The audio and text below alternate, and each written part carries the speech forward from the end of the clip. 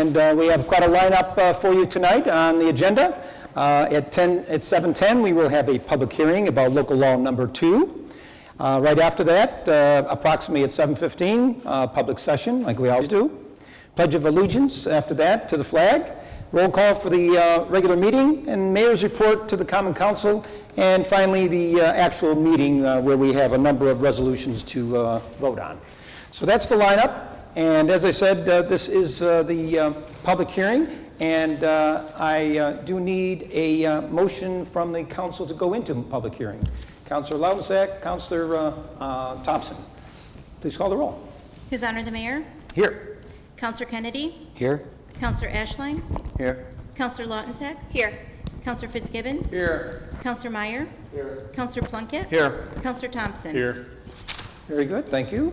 I see there was one person signed up to discuss this item that's on the agenda, and I will call his name, and then after that, if there's somebody else that hasn't signed up and that would like to, just raise your hand and I'll recognize you, and you can come up to the podium. But there is only one person at this point that signed up for the public session to talk about local law number 2 of 2026. That's what this is for. If there's anything else, you can talk about it at public session after this one. All right? So the first person up is a Brandon Walker. Come on down.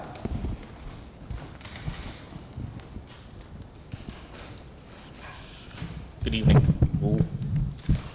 Good evening, councilors, city mayor, city attorney, city clerks. I'll keep my spiel short and sweet. I know tonight, I think, comes out the proposed budget for next year for the city of Oswego. The biggest thing I want, or I would like everyone to do, is to really look at the budget in whole. What's going in it, what's coming out of it.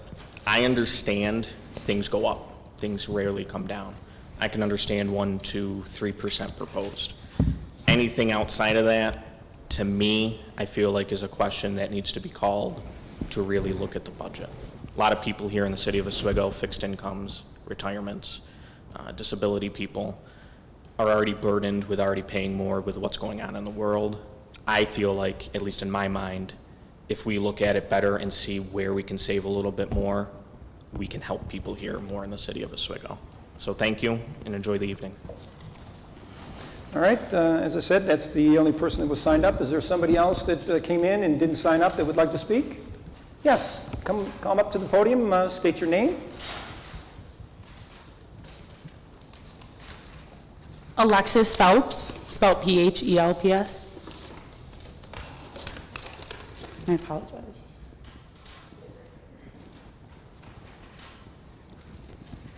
Okay, good evening, Mayor Corradino and members of the Common Council and my counselor, Ward Thompson. I'm a full-time student, a full-time worker, and a Ward 7 constituent. This is actually my first city council meeting, but under my constitutional rights, when decisions are being made that directly impact our lives, I believe it's essential to speak out. As young people, we're the ones helping to fund and build a better tomorrow for generations coming up behind us. I'm here tonight to urge this council to vote no on Resolution 254 and reject Law Number 2, which would override our state property tax cap. In my professional work as a domestic violence advocate for Oswego County Opportunities, I work in a community that has in an organization that has served this community for 60 years. OCO operates entirely on grant-based funding.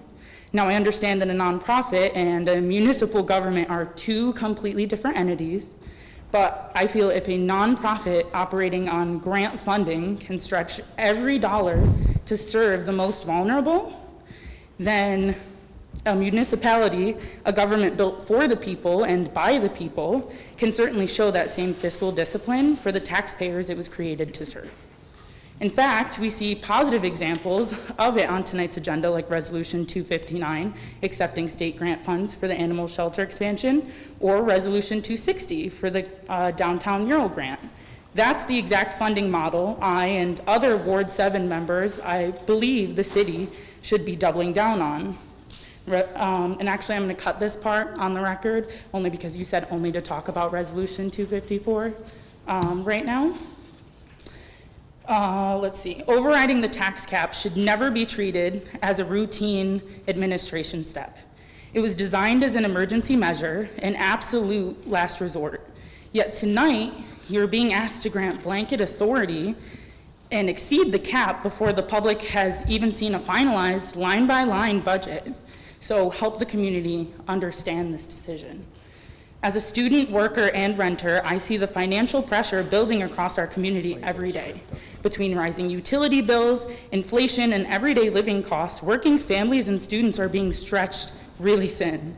When property taxes go up past the statutory limit, landlords in complex housing don't absorb those costs. They pass them directly down to the tenants and do rent hikes. Furthermore, we cannot isolate city decisions from SUNY Oswego. The university isn't just a campus, it is the economic engine of our region, but firstly, they are members of our community. By driving up the cost of living and renting in town, Resolution 254 directly harms students, faculty, and campus workers. And when renters and students have less disposable income, they look outside the city for housing. The small businesses, restaurants, and shops on our West First Street, Bridge Street, and surrounding communities suffer too. New York State established the 2% tax cap specifically to protect taxpayers and force local governments to prioritize spending. Asking residents to pay more without first providing a line-by-line where the grant has been applied for and every internal cut has been made is simply unfair to the people who power the community. Under state law, pushing this override requires a 60% supermajority. That means it only takes 3 council members voting no tonight to hold the line for Oswego taxpayers. When election season comes around, every candidate promises to protect working families and keep costs down and exercise fiscal discipline. But campaign promises aren't based on the trail. They are judged by the votes cast right here on this floor, and residents, renters, and young voters are paying attention tonight. Councilor Thompson and the members of this council, we're watching how every member votes.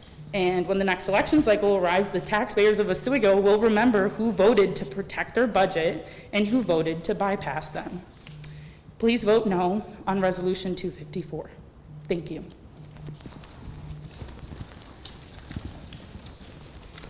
Okay, one last time, anybody else would like to speak? Yes, in the back row.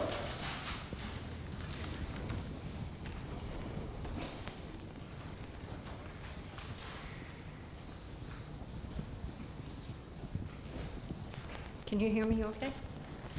Okay, Put the microphone a little closer, oh, no. Okay, I'm breaking it. but don't break it. How's that? Can you hear me? Yeah. Okay, It's like you need we- tech help. We have our IT guy coming over. That's good. I'm sorry.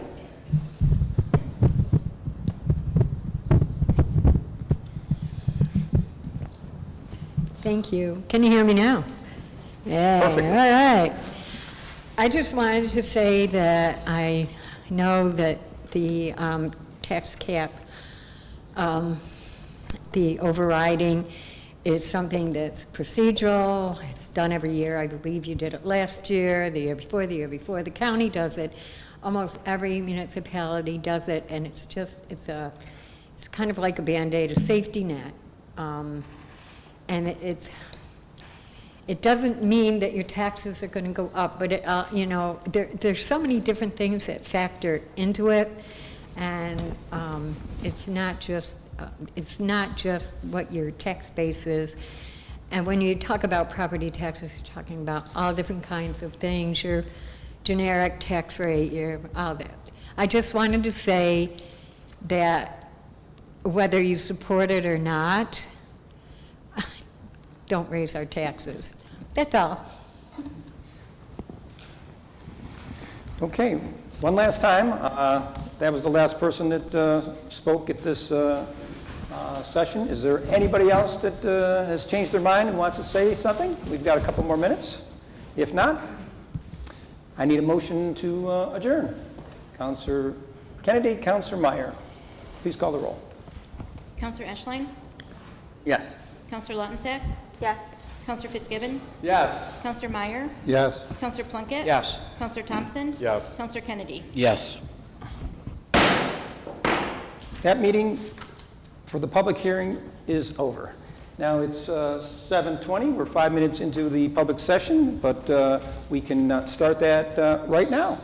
Public session begins at 7:20. I have 6 people signed up, and the rules are very simple for this. No profanity, no name calling, no personal attacks, and please try to keep it to a 5-minute time limit. The first person signed up is Eva Corradino. Hi, everybody. Eva Corradino, 7th Ward. I'm here today representing Promotion and Tourism Advisory Board, who also runs the Visitor Center.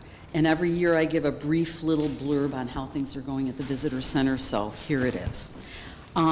We've been operating since August of 2019, minus the COVID years.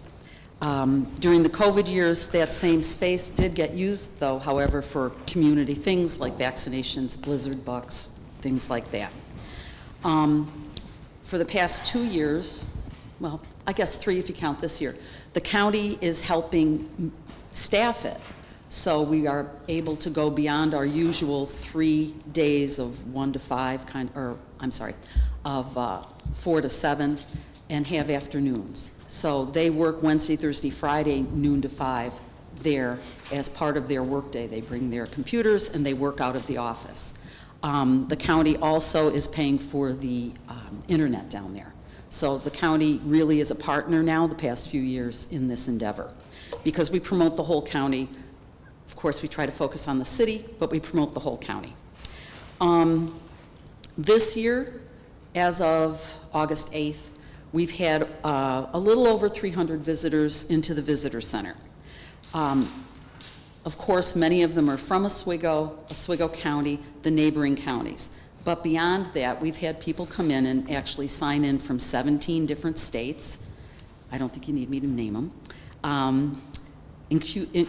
Including, though, like Washington State, which was a new one for me, and from 3 different countries, Brazil, France, and unfortunately only 1 family from Canada. It's a sign of the times that we're not getting the Canadian visitors that we used to get. Why do these people even come to Oswego? It's because we have so much to offer. A lot of them are coming to visit family. They're here for weddings, reunions, things like that. They come to Harbor Fest. There are people who come and plan their trip to be here for Harbor Fest. They also come here because of everything that goes on at SUNY Oswego, whether they're bringing their kids in, or they're here for family days, or their children are in athletic programs or the arts. People are coming, and we're happy to be able to be there in that center and offer them smiling faces and ideas of what they can do with their free time. So that's basically what we do. In addition to the tourism aspect, the space does get used when we're not open for Visitor Center. It does get used at other times of the year. It's a great spot for the holiday history shop from Thanksgiving to Christmas. And it gets used during block parties. This year for 13126 Day, it was kind of a hub for those activities. It's been used by the Maritime Museum for training of boat pilots. It's been used by the police department. County Youth Bureau has used it before, and it's available. And sometimes I think we need to get that out there, that this is a free and safe space with Wi-Fi that people could use when it's not busy as a visitor center, that it is there for the public's use. So I just wanted to give you a little update on it as our season is kind of starting to wind down, but August is still a busy month for us. Thank you. In the interest of full transparency, I do want to admit that the woman that just spoke is my wife, and she is a non-paid volunteer for the city of Oswego and has been doing that for probably 10 years. So thank you for all your work in doing that.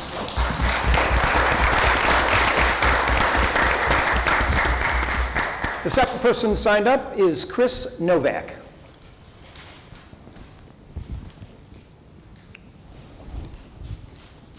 Good evening. I'm Chris Novak. I'm a Oswego County resident in Ward 1, and I'm also a county legislator for District 16.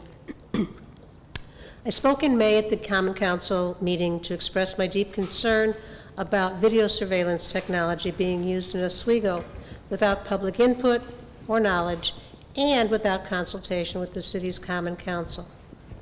Since then, the number of cameras has greatly increased, and still we don't know the price tag. Flock automated license plate reader cameras build a continuous searchable surveillance network that tracks citizens without warrants.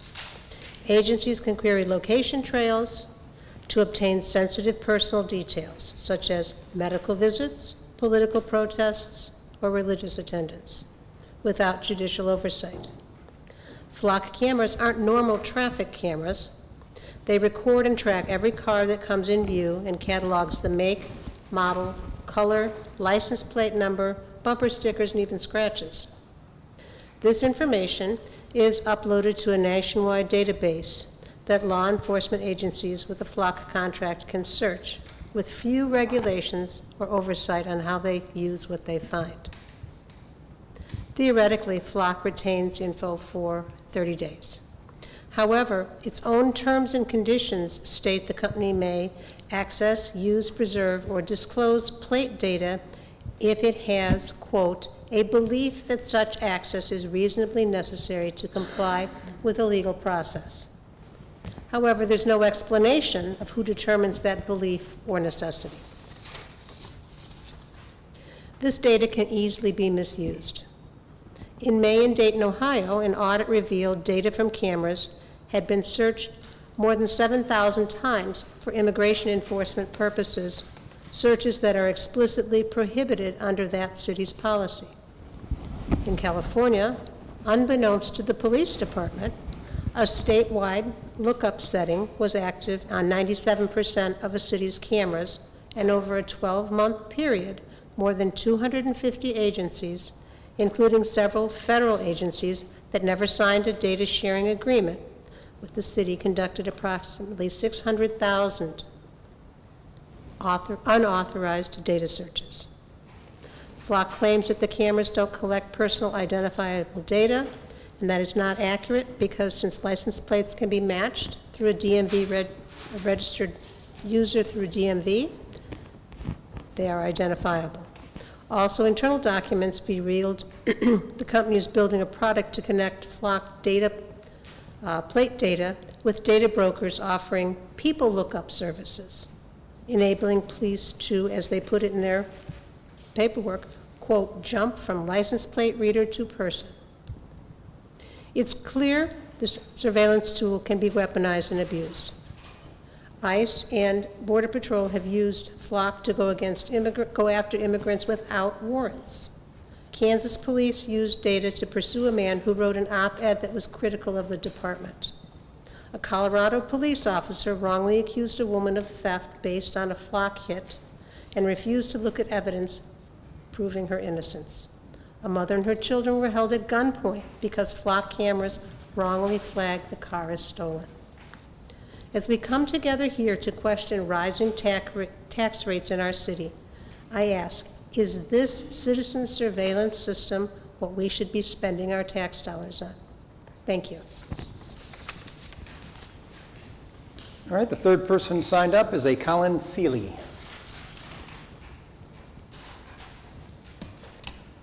Good evening, Council. Good evening, Mayor Cordino. I'm reaching out to you today just to follow up on Resolution 249, which is in regards to the Community Health Outreach Fair. I just wanted to clarify some information. I know I presented on this last week, but there's a few things that came up I wanted to follow up on.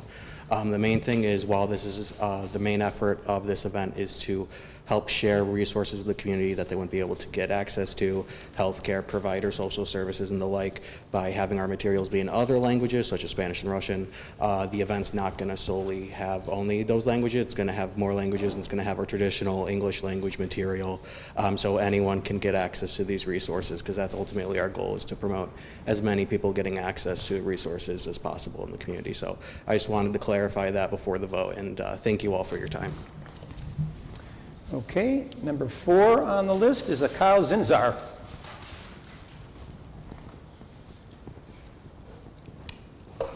Hello, can you hear me okay? My name is Kyle Zintars. I'm a mental health counselor at SUNY Oswego, and I'm in the 7th Ward. I'm here after the vote to still talk about what just happened. Concerning the vote to override the state cap, I wonder why this is being done before we even know what the budget proposal is. I know the response is going to be, this override doesn't mean that you're going to raise our taxes, but the simple fact that you could approve the override communicates that you are willing to, and that you probably expect to, if not now, at another time.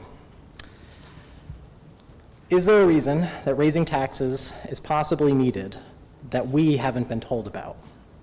Because that transparency is deeply important for our trust in government.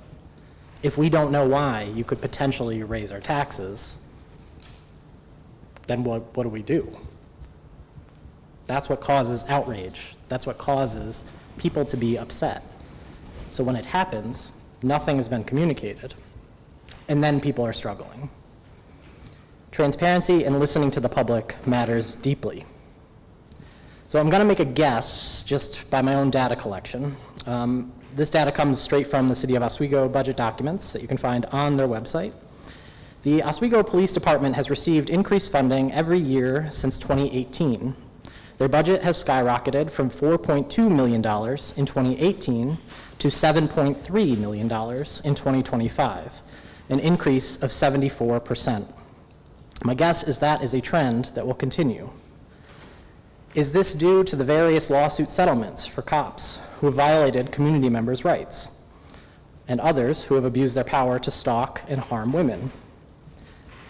Is this to help pay for high-tech drones they use to surveil the community and harass groups coming together for peaceful vigils?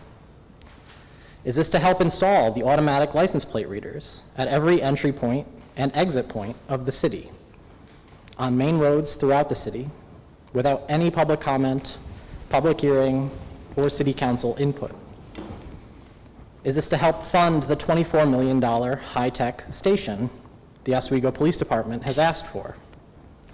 Will we know what the money is used for? At the same time, veteran services went from $1,000 funding to zero. Programs for the aging stayed consistent at $2,200 from 2015 to 2025, and the mayor's salary jumped to 6 figures after reducing during COVID. Maybe instead of giving money to protecting cops and creating a Big Brother surveillance state, we give money to veterans struggling with substance use disorders. We house the unhoused, we create pantries where people can access food, and we provide ways to lessen the burden of poverty. I'm wearing a shirt that says homelessness is a policy choice, and when we spend tax dollars recklessly without prioritizing people in the community and make life unaffordable, these are policy choices. They increase people being unhoused. And speaking of useless spending on high-tech gadgets, I just want to follow up on my questions here. I spoke with Councilor Thompson, who said that there will be more information coming. I asked a bunch of questions about the surveillance cameras, and I haven't heard back on the details of that, so I appreciate you looking into those. Look forward to the answers. I do want to note that more and more cities around the nation are canceling their contracts with ALPR systems, as error rates as high as 71% have been reported, which means wrongly ticketing people being ticketed in funeral processions, which happen in Syracuse, for running red lights, and people being accused of crimes when they are not even in the same state the crime took place.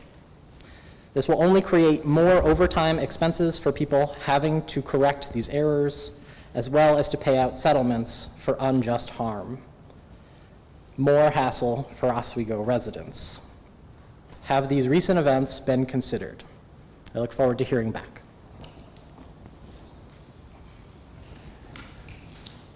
Kyle, I did want to just make one comment. You were wrong in one of your statistics. The mayor's salary, I think most of the councilors know, mayor's salary has not changed in probably 20, 25 years, and it's $40,000 a year. So, Well, I understand your confusion. That's why I thought I would correct that mistake, and also for the viewing public. If I was getting a lot more money, I probably would be driving a nicer car. So, the fifth person on the list is Alexa Phillips again.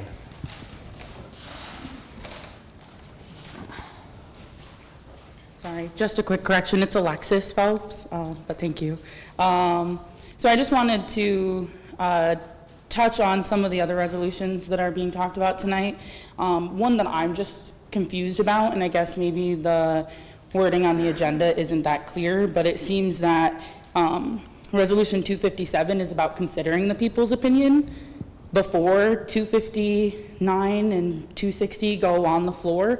So I guess I just have some questions why we're not considering the voice of the people, or even considering putting the vote of thinking and listening to the people as a debate question and passing that as a resolution. But I, at least as a 7th Ward constituent, can stand behind voting yes for Resolution 259 and for Resolution 260.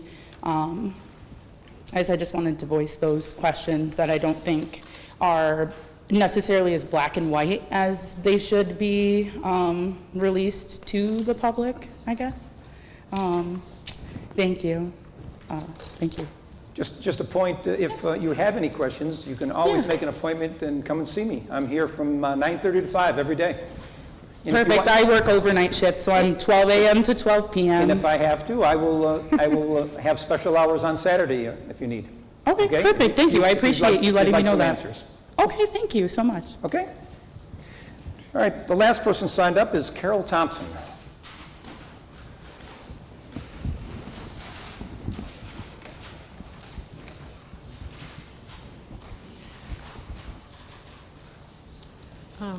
First, I want to say I think it's great young people are getting involved in government, and I hope more will follow suit.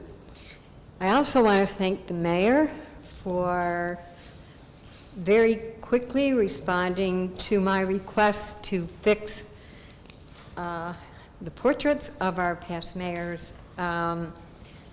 DeWitt, Clinton, Littlejohn is very important, a part of United States history, and twice mayor in 1849 and 1850 is listed once correctly by name and one incorrectly on the second portrait as A.J. Littlejohn, to which there's no such person and there's never been no such mayor. So I really appreciate you and City Clerk Mark Texerario for taking this very seriously. I know these plaques under the portraits were up in the 80s when I was a college student. And so like 40 years, 50 years, I think it's time. They did get corrected, and I appreciate it. Okay, that said, and I've said this before, and I'm going to say it again because I swore I vowed I'd never come here again. But never in my 3 decades as a news reporter have I encountered a council quite like this. You're almost halfway through your 8th month in office. You've debated hydrant painting, which is a good thing. I'm glad that's happening. And 988 signs while residents continue to deal with potholes, deteriorating infrastructure, my sinking road, public safety concerns, and the rising costs of city government. But what I find particularly ironic is that this council is now proposing to add 2 more public comment sessions each month under the banner of listening to the people. And it's laughable. In my opinion, this has been the most unresponsive council I can remember. Some of you can't be bothered to respond to constituent emails, and at least one councilor has chosen to block and even mock a constituent simply for expressing a different point of view. Before creating additional opportunities for public comment, it might behoove the council to first demonstrate a willingness to engage with the public through the avenues that already exist. You say you want to listen to the people, yet when debating the placement of 988 signs, you were unwilling to seek input from a broader group of stakeholders, including psychiatrists and psychiatric nurses. And you never spoke with someone with expertise in tourism, yet placing numerous 988 signs around our waterways can send the wrong message about our community. And that was a concern that deserved consideration. I foiled the entire email chain regarding the sign placement, and if those emails are an indication of how those decisions were made, it appears much of the process involved primarily two people. And if transparency is so important, why wasn't the public shown what the signs actually looked like before the locations were discussed and recommendations were made? In all my years of covering local government, I have never, not once, heard residents complain that they were denied the chance to speak during a public comment period or public hearings. While I have repeatedly heard complaints that emails go unanswered, phone calls are not returned, and concerns receive little or no response from the officials elected to represent them. Yet again, you want to give them more opportunities when you already have them. The issue isn't whether there's been a lack of opportunities, the issue is whether you're listening. If the council intends to move forward with this proposal, there are practical questions that deserves answers. Will this new public comments period occur before the committee meetings are called to order or after it adjourns? Will it stick primarily to city business and business that this council can address? If it's held beforehand, what time will it begin, given that the committee meetings are scheduled to start at 6:30 p.m.? And if it's limited to 15 minutes prior to the meeting and each speaker is allowed 5 minutes, that would only allow 3 people the opportunity to speak. How does that meaningfully increase public participation? If 10 residents show up, who gets to speak? And who will you decide doesn't get to speak? Are you going to hold a lottery? Will you just limit, if 10 people are here, to 90 seconds each? Or will they need to show up early just so they can sign up? It just seems like these issues are brought up without giving them full consideration. Meaningful public engagement is not measured by the number of microphones placed before the public. It's measured by whether elected officials generally consider what they hear before decisions are made. And I think some of you don't listen. You know, this is kind of like Charlie Brown waiting for the great pumpkin. We've been waiting almost 8 months for you to take care of the issues that matter to the residents, because you drive these roads and there's potholes everywhere. The sidewalks are terrible. And take care of what matters. Our taxes that we can't afford an increase because you've spent so much valuable time doing things that matter, yes. But you haven't made time for the other things. Thank you. All right, that was the last person signed up. Is there anyone that did not sign up that would like to speak that's in the chamber? Going once, going twice. Okay, we're done with public session, and we will begin the meeting after the Pledge of Allegiance. I pledge allegiance to the flag of the United States of America and to the republic for which it stands, one nation, under God, indivisible, with liberty and justice for all. Please call the roll. His Honor the Mayor. Here. Counselor Kennedy. Here. Counselor Ashline. Here. Counselor Lautensack. Here. Counselor Fitzgibbons. Here. Counselor Meyer. Here. Counselor Plunkett. Here. Counselor Thompson. Here. All present. Thank you. I only have a couple items on the mayor's report. Number one, sort of like I did with Kyle a little while ago, this is a correction. I'd like to make a correction that something was said recently. I would like to take a moment to revisit what occurred last Monday at the conclusion of the Administrative Services Committee meeting. The counselor from the 4th Ward chose to offer his opinion about adding a 15-minute public session to committee agendas, despite the fact that that topic was not listed on the agenda for discussion. In my 10 years in city government, and in the more than 500 Common Council meetings that I have attended, the standard operating procedure has been clear. Items are discussed only when they appear on the published agenda. This practice exists for an important reason. It ensures that both the public and the councilors receive proper notice, have time to prepare, and can offer thoughtful and constructive input. On Monday, neither I nor others in the room were aware that this long-standing rule would be set aside, and were not prepared to discuss it.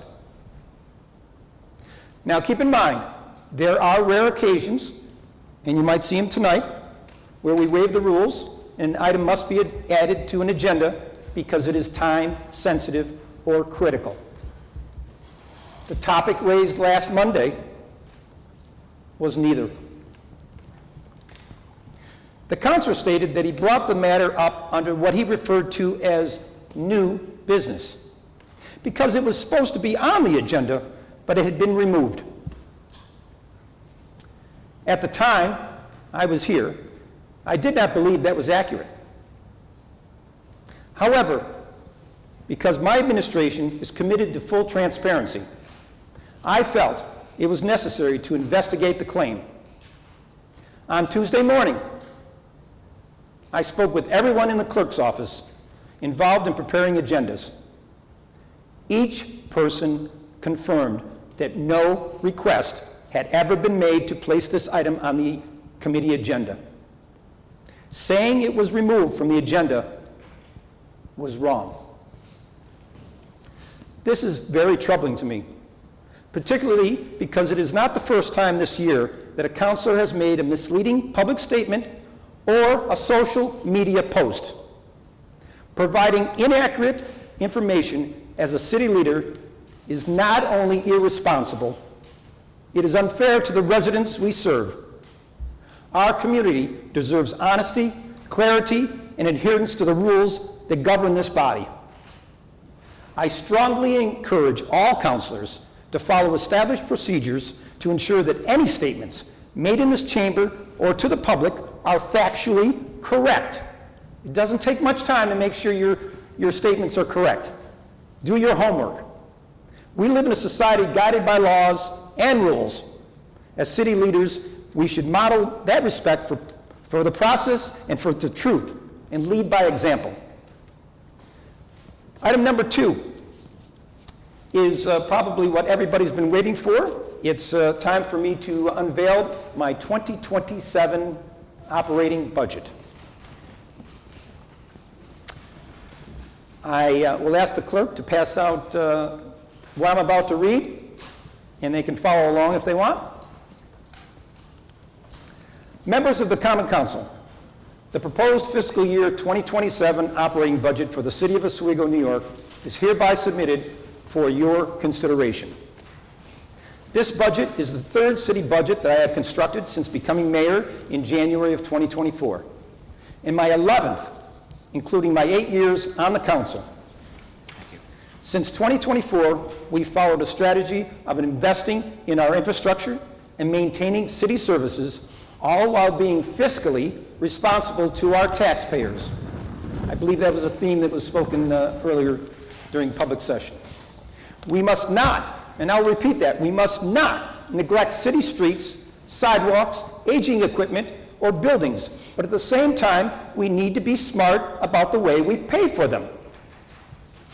Last year, I was able to propose a 2026 budget with a 0 tax increase, and the 2025 budget had a modest 3.63% increase. Providing a 0 tax increase every year, believe me, after 11 years, I will tell you, it is a difficult, difficult task, considering all the factors that go into a city budget. This year's operating budget is comprised of the following: 42% personnel, 29% employee benefits, 20% contractual, 8% debt, and 1% equipment. The cost of everything has risen in the last 12 months. Increases in salaries, utilities, insurance, fuel, healthcare, retirement, and materials have all been contributing factors for the 2027 budget. Every year, like your own personal finances, costs never seem to go down, and we need to cover those costs with a balanced city budget. It is our responsibility. The strategic investments we have made in the past few years are beginning to provide financial benefits. The money we have spent to upgrade the High Dam have resulted in additional funds that were used this year to help with the general fund operating budget. The power we produced at this hydroelectric generating facility has been sold on the wholesale market in the past. But a recent agreement I signed with NYSERDA will give us the ability to sell power on the retail market because of our new Tier 1 rating. In addition to the sale of power at a substantially higher rate because it's retail, not wholesale, there are renewable energy credits and power production credits that we will earn increased revenue for the city. This would not have been possible without the money we invested and the plans we have developed in the past several years. Another investment I'd like to share with you. We recently made to convert approximately 3,100 city streetlights to LED fixtures. The old lights were a sodium vapor, which was a high energy user. This one change will reduce our yearly cost from $800,000 a year to $304,000. You'll see it in the budget. It's $304,000 in the 2027 budget. That is a reduction of 62%. Thanks to the continued commitment and hard work from all of our city employees and key personnel, we were able to control spending by finding inefficiencies, streamlining processes, eliminating waste, all while improving services. The 2027 proposed budget will fully fund all services we currently have. Let me repeat that, because this doesn't happen in all communities. The 2027 budget will fully fund all services we currently have. Whether you're picking up leaves, whether you're plowing roads, whether you're going on a tiki boat ride, all the services that you enjoy this year, last year, is in the budget for 2027. At the same time, we've had to make many difficult decisions as we crafted the 2027 budget. During my line-by-line analysis of all department budgets, which has taken over a month and a half, several questions came to mind. The first one is this funding request a real need or just a want by a department head? Also, if it is a need, can we delay or find other sources of funding like grants for it? I think this is the part Alexis will like coming up right now. Those questions were constant reminders of trying to be fiscally responsible to our citizens. A great example of finding alternate sources of funding is the Thursday concert series at Veteran Stage during the summer that we all enjoy. Prior to 2025, city taxpayers were paying the cost for that event. At my urging, we found a grant opportunity with Constellation to sponsor the venue, which has saved $50,000 over the past 2 years of city taxpayer money. We also received support from state representatives like Senator Chris Ryan and Assemblyman Will Barkley. Recently, Senator Ryan provided $300,000 to the Oswego Fire Department. I'm glad the chief is here. It was to replace air packs for our firefighters, which is critically important to make sure that they are safe when they protect us. Looking for grant opportunities is an important role for city government because every dollar we receive through grants is less taxpayers are responsible for paying. To that end, we hired Saratoga Associates for grant writing and administration in January, and they have helped us apply for millions of dollars in grants so far this year, and we will be hearing soon about our success on that. However, there is one area of concern: the Sewer Enterprise Fund. The account is trending in a negative direction, and the council must, and I say this, must make some decisions to help turn the numbers around. I proposed a plan for the fund to the previous council in December of 2025. And earlier this year, I tried again with the current council that's sitting here today. But there has been no substantive movement on this important issue. Developing a plan to stabilize the fund should be a priority for this council for the remainder of this year. The council cannot continue kicking the can down the road. Please focus on that. My budget calls for a slight tax levy increase of 2.97% compared to fiscal year 2026. The current 2020 tax rate of $10.376 per 1,000 of assessed value would increase to 10.745. And here's some examples on how the new rate will affect property owners.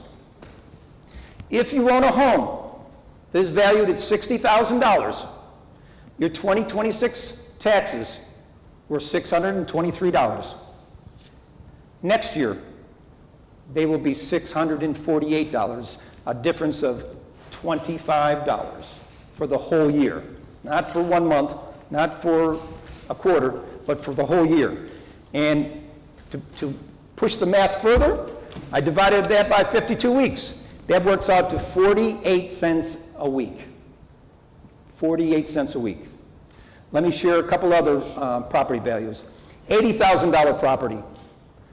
The amount going up is $30 for the year. That works out to 58 cents a week. If you own a $100,000 house, the total increase is $37. $37 on a $100,000 house. That equates to 71 cents per week. And lastly, if you're lucky enough to own a $200,000 house, you will pay $74 more next year, which is $1.42 a week. Much of the increase is attributed to retirement costs. 13% retirement costs went up. Healthcare costs went up 15%. Utilities, 10%. We were very fortunate that on the utility front that we signed a 3-year agreement for fixed rates. That agreement ends at the end of this year. And as everybody knows, and who's had a utility bill for the past 6-7 months, all utilities have gone up. We're anticipating a 10% increase in utilities. And then there's the contractual raises citywide. I think we all agree that our city workers deserve a fair wage, and there are contracts to give them that. Inflationary increases also put pressure on the city budget. As you know, we actually have several budget funds. The Sewer Enterprise Fund, the Water Fund, the High Dam Enterprise Fund, and the General Operating Fund for the rest of the city's needs. And all those total $82,966,236, and it doesn't include $100,000 for the mayor. Trust me, it's still $40,000. When I received the initial budget requests from all the departments in early July, we were looking at a much, much larger budget and an unacceptable, huge tax increase. But over the last few months, we've worked hard to overcome this obstacle and provide a fair and balanced budget, not only for the citizens of Oswego, but for the taxpayers and for the residents and the employees. The budget process is a long process that started May 1st, when I asked department heads to provide their budgets by June 1st. They had a month to put together their budgets. I would like to thank all the department heads who worked on their budgets who met with me for adjusting the requests so that it reflected the needs of the community, but at the same time does not burden our taxpayers. Let me repeat that. I want to thank them for adjusting the requests so that it reflected the needs of our community, but at the same time does not burden our taxpayers. City Chamberlain Deb Code and her staff were instrumental in compiling all the numbers, and I thank them for all their efforts. Kristen in my office also was a big help as well. The decision now is in your hands, is in the hands of the Common Council on whether to accept this proposed budget or to amend it by resolution. Any amendments made by the Common Council by resolution to increase or decrease appropriations will affect the proposed tax rate. If any increase in the tax levy equals 5% or more, which is different from the 2% cap that everybody was talking about, because the amended budget must be presented to a public referendum in the November election, and that is per local law. Should the amended budget be voted down in the November election, my proposed budget will become, by default, the 2027 operating budget. The Common Council will hold public budget workshop the week of August 17th, which will be run by the Budget Commission. I selected the members of the Budget Committee, just like I selected all the other members of all the other committees that the Common Council is involved with back in January. That committee is made up of Councilors Plunkett, who is the chair, and he has 7 years of experience, and it was a no-brainer to put him as the chair because he's the only one that has the experience on the city budget, and he's been here for 7 years, along with new councilors Meyer and Lautensack. Hopefully, the council will conclude the review of the budget, and it will be ready for a vote at the August 24th Common Council meeting. Any budget amendments must be sent to my office by noon on Thursday, August 20th, just like any normal deadline we have for committee meetings or council meetings. That's Thursday, August 20th by noon. Finally, and after months of hard work and focus, I, Robert A. Corradino, submit this proposed City of Oswego 2027 operating budget to the Oswego Common Council for consideration.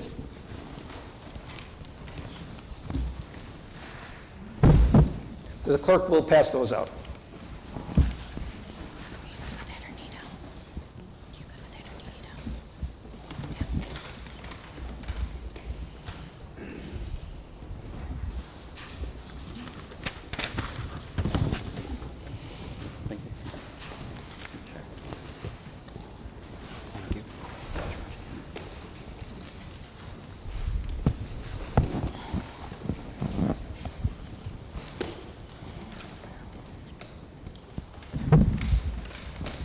Okay, that is the end of the mayor's report. Let's start with Resolution 246, please.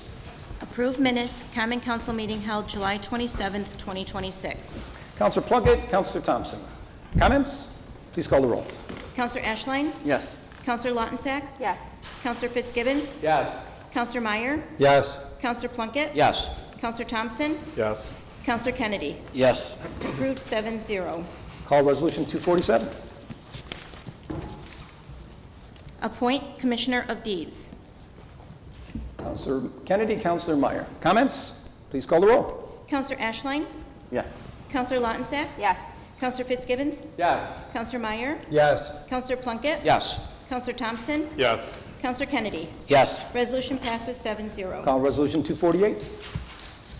Approve use of public space, National Grid, in order to utilize area located at 249 West 5th Street to install a utility pole between the curb and sidewalk.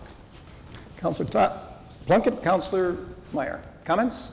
Please call the roll. Counselor Ashline? Yes.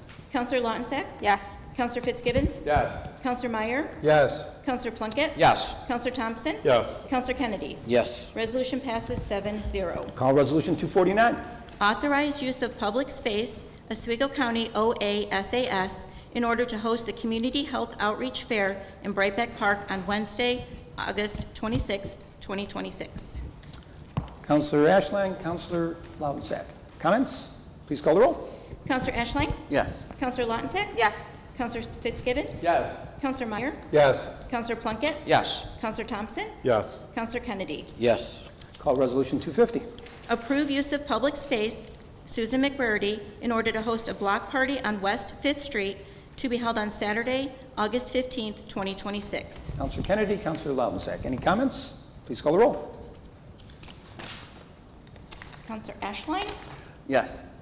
Counselor Lautensack? Yes. Counselor Fitzgibbons? Yes. Counselor Meyer? Yes. Counselor Plunkett? Yes. Counselor Thompson? Yes. Counselor Kennedy? Yes.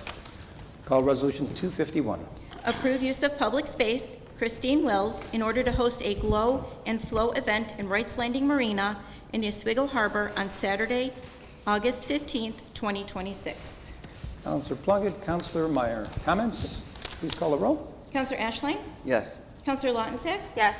Counselor Fitzgibbons? Yes. Counselor Meyer? Yes. Counselor Plunkett? Yes. Counselor Thompson? Yes. Counselor Kennedy? Yes. Resolution passes 7-0.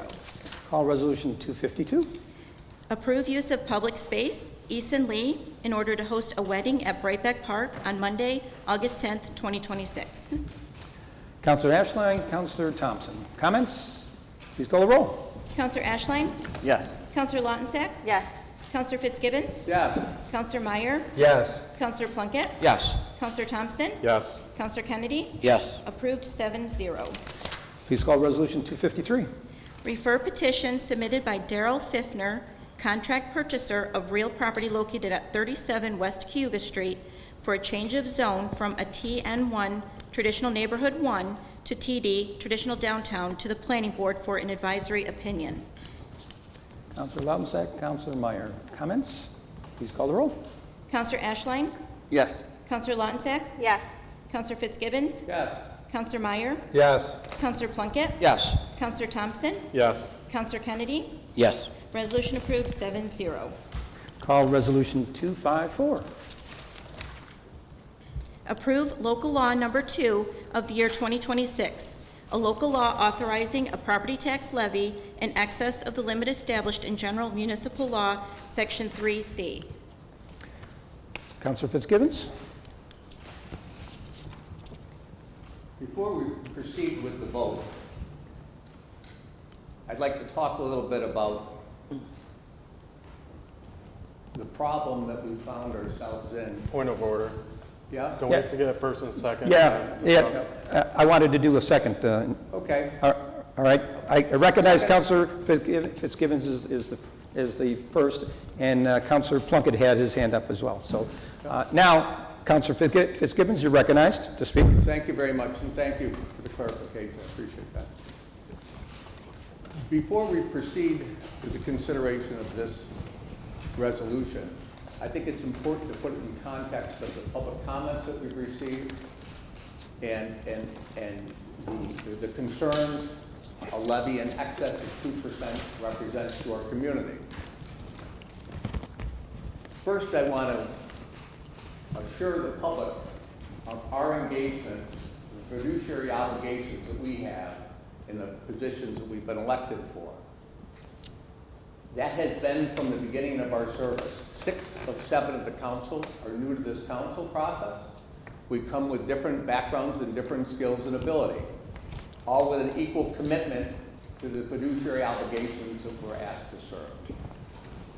We came forward in our positions starting in February, where we sought timely and relevant financial information based upon the law we speak of that we serve under, which is our charter. And our charter speaks of the obligation to serve us with the appropriate information that we can make good decisions based upon the demands of our job in the community. The charter says the city chamberlain shall render monthly reports of disbursements of each board and department of said city and the balances remaining of each fund at the end of every month to the mayor and to the common council. That was not taking place. From February 3rd, we sought that information diligently and persistently. On behalf of serving as the president of the council, I carried that voice to the administration. It was not heard. It was not responded to, and it was not respected. We got disingenuous information that did not reflect that obligation that they had. It was only after persistent work with the comptroller's office, who publishes an interesting guide for elected officials, which says financial oversight responsibilities of governing bodies. So people that take this job seriously and look to serve on behalf of the people we represent, these are the obligations that we have. And clearly in the obligations, we need to have timely and relevant information on a monthly basis. It was only concluded after the visit of the New York State Comptroller's Office, to which they issued an opinion in July, and to take a piece from that, it said, the Chamberlain shall maintain complete and accurate and up-to-date accounting records for financial activity, including revenues and disbursements. And the mayor and the council should be provided effective oversight on regularly reviewing the financial records and reports. We reviewed the city's financial activity and records reported on April 26th and determined that the Chamberlain did not provide the council with monthly budget actual reports or balance sheets, the necessary documents for us to make good judgment.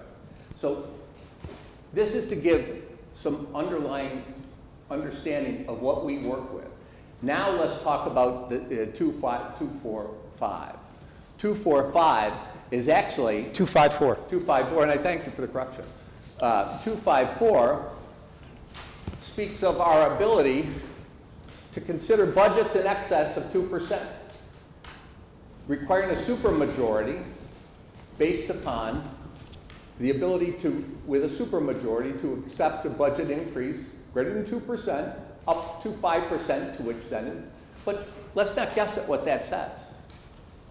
Let's read the rules in our charter, because that's the law we all are to follow. And the charter says it falls under another section of the charter which speaks of the responsibility of the mayor. Section 7. The mayor shall be the budget officer for the city. In the preparation of the city's annual budget, he shall consult a budget commission. He was so good to us to identify who those commissioners were. Raise your hand if you were on the budget commission. That's the budget commission. Also on that budget commission is the chamberlain, the city attorney, and the mayor. The proposed budget shall be presented to the council no later than August 1st. Does anybody have a calendar?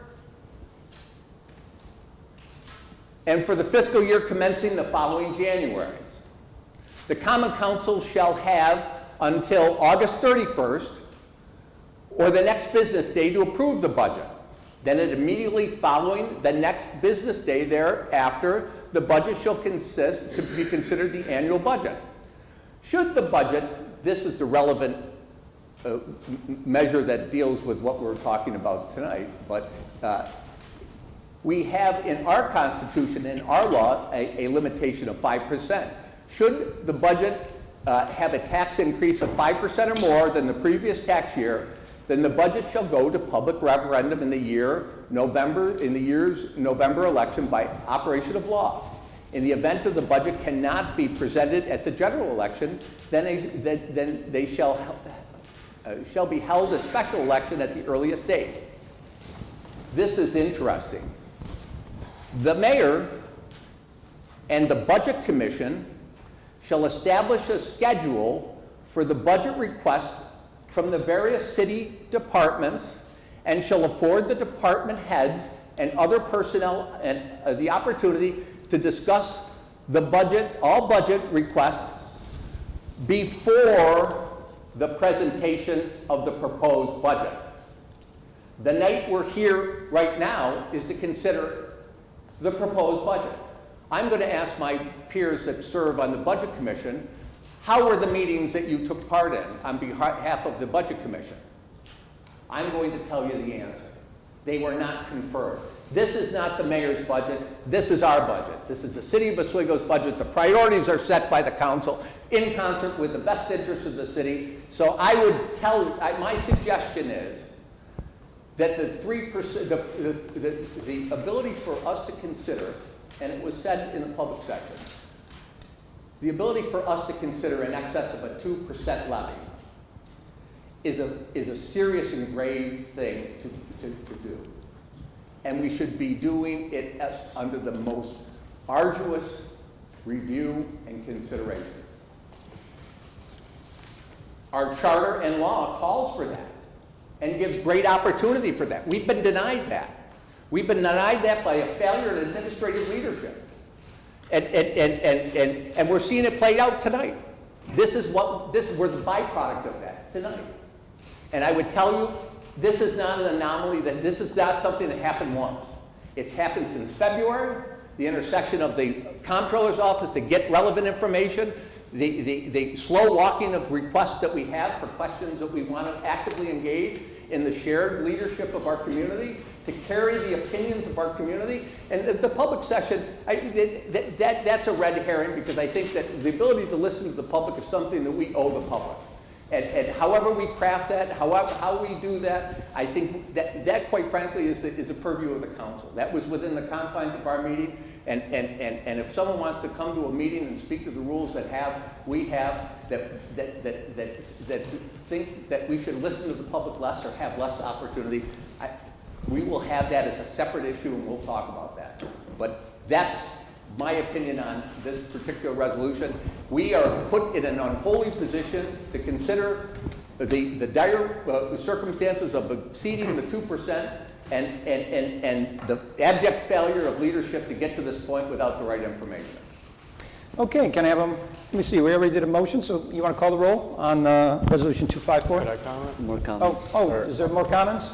We'll let him go first. Councilor Kennedy?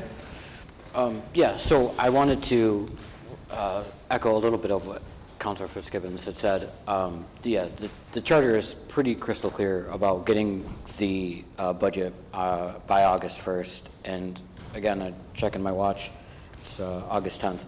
So 9 days we've gone without considering the budget. And then now we have until pretty much August 20th to get any budget amendments so that's 10 days, not including weekends, or including weekends, to get any kind of recommendations, when we technically have until the 31st to do that.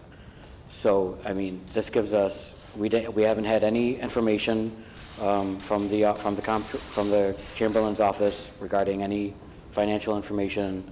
We haven't gotten any, we've gotten requests to do my homework, so doing that, and it's humorous that people are being accused to do their homework when we can't get the source material to do that homework. So I find it very funny that these things are being judged upon the council when the administration itself fails to do their homework. So I haven't had any, I'm always open to changing my mind on certain things and listening to constituents and everything about this local law. But I came in here kind of thinking 50-50, yes, no, I didn't quite make a decision.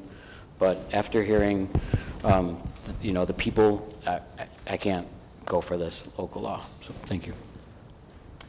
Anybody else? Councilor Thompson? Thank you. So we got a great starting point, it sounds like, of less than 3%. I know a lot of larger cities or other cities tend to get a starting budget a lot higher. So I would hope this council could work together over the next few weeks with the administration to get this well below 2%. I think it could be done if we work together and focus on what's important right now. I would say that we had 8 months to focus on tax savings initiatives. That was really not done. So I think we definitely missed the opportunity here. Ways to raise revenue, other ideas. Instead, we spoke about issues that don't impact that, or at least not in a positive way. So, but what I would like to do is, since we just got the budget tonight, voting on this, I do have concerns about that. So my question is, are we able to table it for 2 weeks and vote on this and the budget on the same night? The city charter is pretty clear on this. In order to vote on a budget that overrides the 2% tax cap that's established by the state, the local law must be in effect, right? So you could not procedurally, there's just not enough time to adopt the override local law the same night as you adopt the budget, because that local law has to be filed in Albany and it's effective upon filing. But that usually takes, a couple of days. We would send the local law by express mail to Albany and have it, hand delivered and filed. But it would be illegal, in my opinion, to adopt the local law override on the same night that you adopt the budget. Okay. Because we simply don't have that luxury of time. So could we table it for a couple weeks so we could actually review the budget and then have a special meeting once it's approved sometime within that next week, probably later that week, for the budget specifically? Is that possible? It's always possible. You as a council have the ability to call for a special meeting. It's just a matter of logistics and timing of that. But I would caution that we leave ourselves several days to, if needed, adopt that local law and then get it filed in Albany and then consider the adoption of a budget, right? So you're going to need, to be safe, in my opinion, about 5 days at least. And that's if somebody's going to hand carry, literally drive to Albany to file this local law. That, for context, and I know this is not a popular statement, but in the state adopted this local law, in the ability to adopt a local law, all municipalities, from county to cities to towns to villages to school districts, in 2012. The local law gives those communities the ability to consider overriding the 2% tax cap if it's necessary.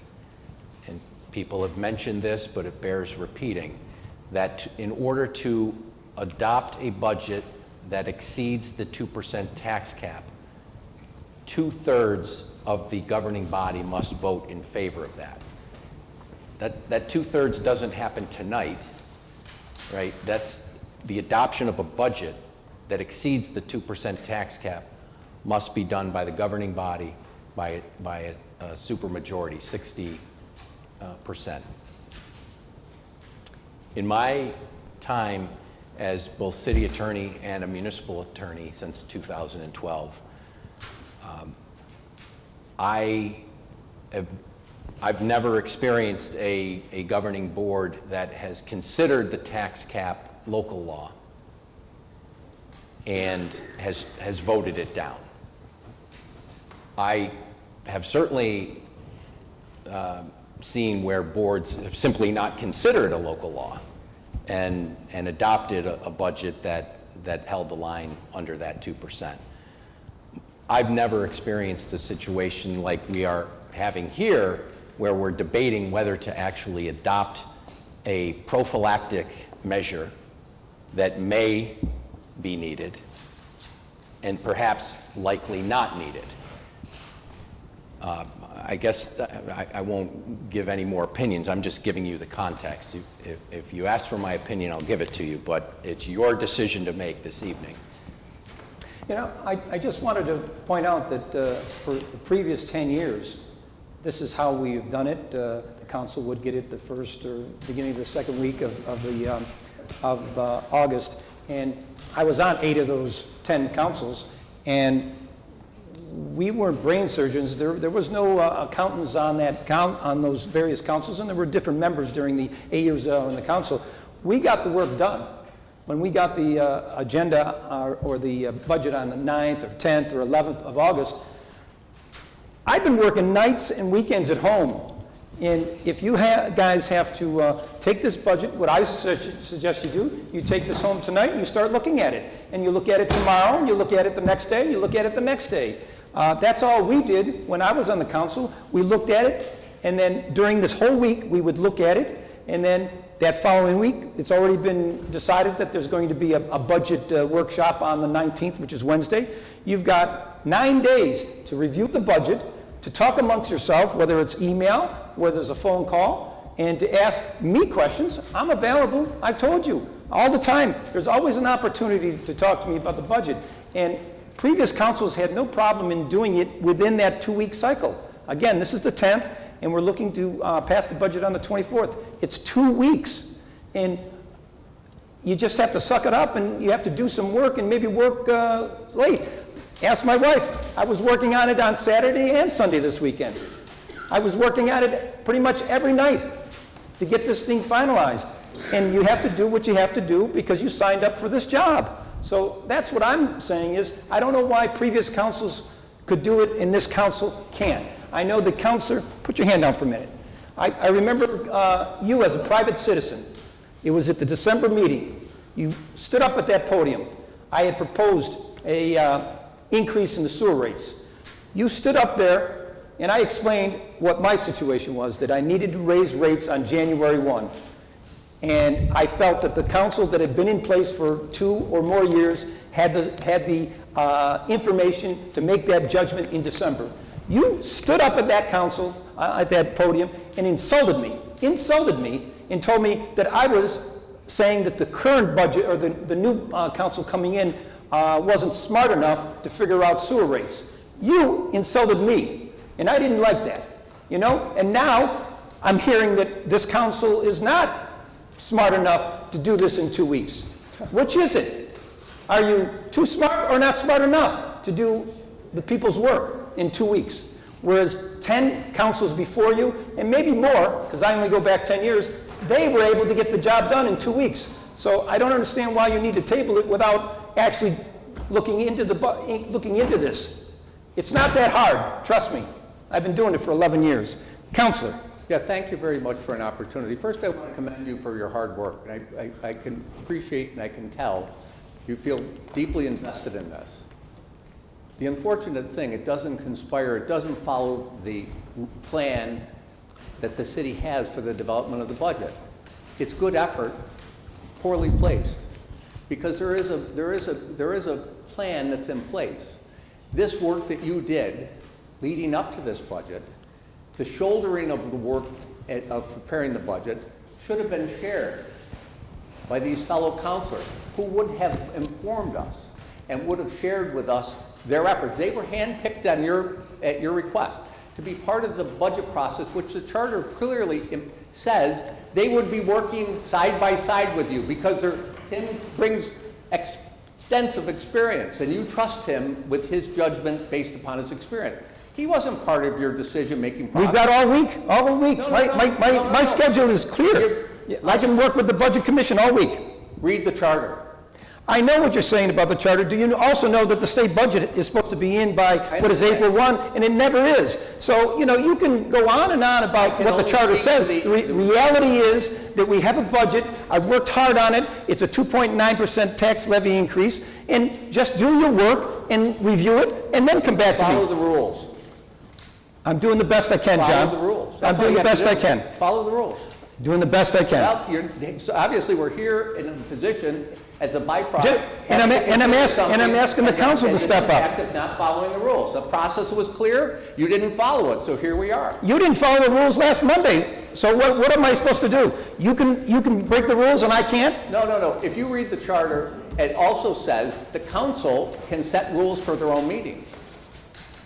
Have you done that? The council can set the rules for their own meetings. Have you done that? We were in the process of doing that. We were at a council meeting. You didn't do it on Monday. Okay, we'll keep working on it, but thank you for your help. All right, anybody else before we take the vote? Yes, Councilor Lautensack.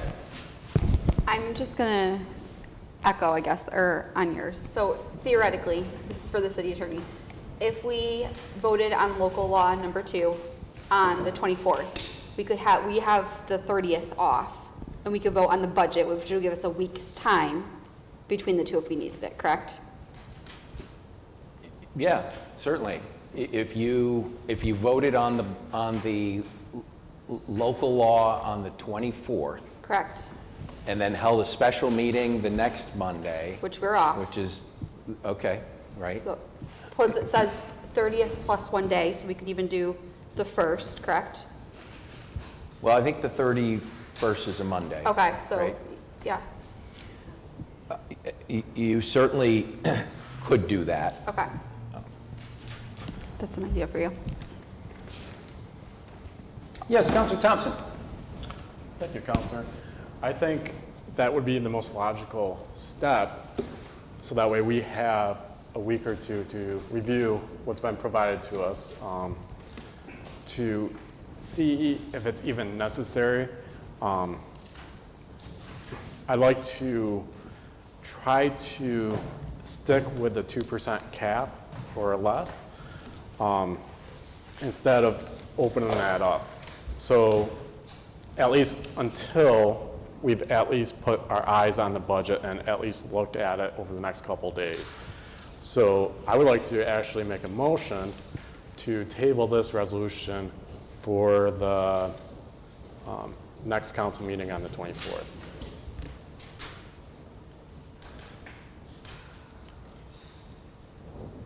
There would have to be a second. Is there a second for this motion? I'll second to have a vote. We have a second. I can't comment now. So you need to call for a tabling of 254. Okay. Counselor Ashline? No.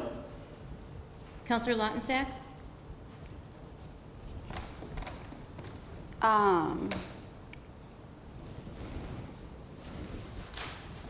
Yes, I'll give you yes. Counselor Fitzgibbons? Yes. Counselor Meyer? Counselor Plunkett? No. Counselor Thompson? Yes. Resolution passes to... Nope, you did one more. Counselor Kennedy? No. No. Okay. Okay. Moving on to, please call Resolution 255. Extend renewable energy systems moratorium. Councilor Lautensack, Councilor Thompson. Comments? Please call the roll. Counselor Ashline? Yes. Counselor Lautensack? Yes. Counselor Fitzgibbons? Yes. Counselor Meyer? Yes. Counselor Plunkett? Yes. Counselor Thompson? Yes. Counselor Kennedy? Yes. Resolution passes 7-0. Call Resolution 256. Authorize mayor to sign supplemental request number 2 from JMT of New York in the amount of $30,278.60, and further authorize the city chamberlain to advance funds for same. Councilor Plunkett, Councilor Lautensack.